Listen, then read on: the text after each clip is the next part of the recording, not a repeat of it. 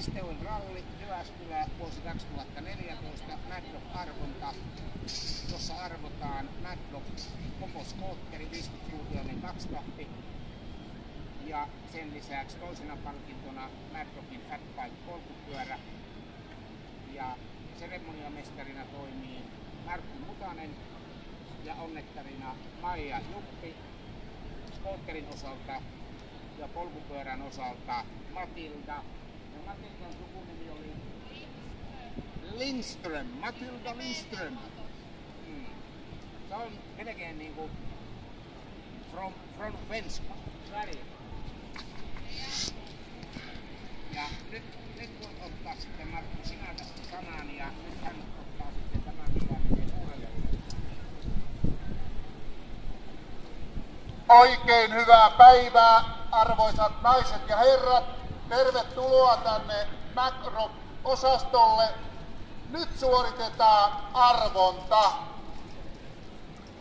Ensimmäisenä arvotaan Madrock skootteri, ja tässä onnettarina toimii ihastuttava, hurmaavan näköinen Madrock tyttö Maija. Elikkä tämä Madrock skootteri on kaksitahtinen, 50-vuotiainen, ja nyt sitten suoritetaan arvonta. Elikkä Maija, olepa hyvä ja nosta sieltä silmät kiinni.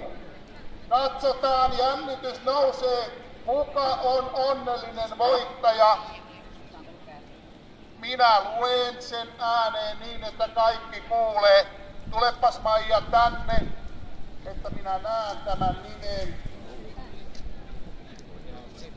Voittaja on Väinö. Onko Väinö täällä? Väinö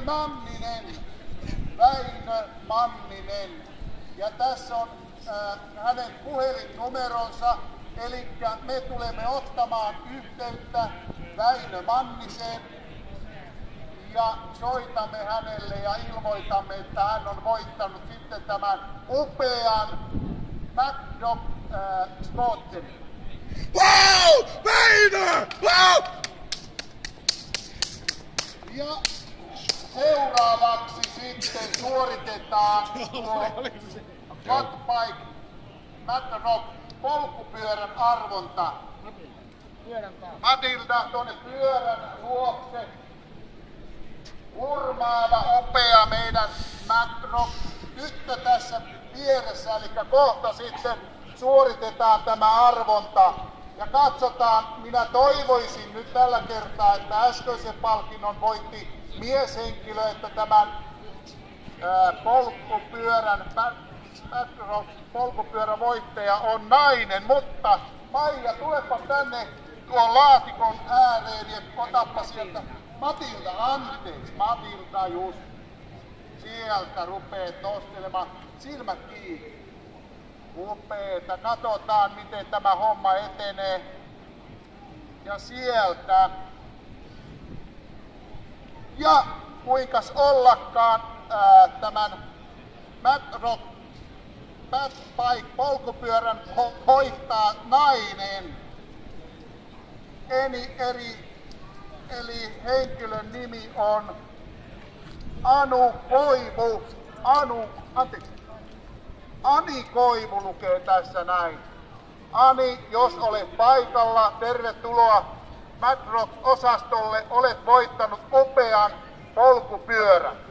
Hei, tuhannesti kiitoksia kaikille, jotka osallistuitte tähän arvontaan lasten ja nuorten urheilutoiminnan hyväksi. Kiitoksia kaikille.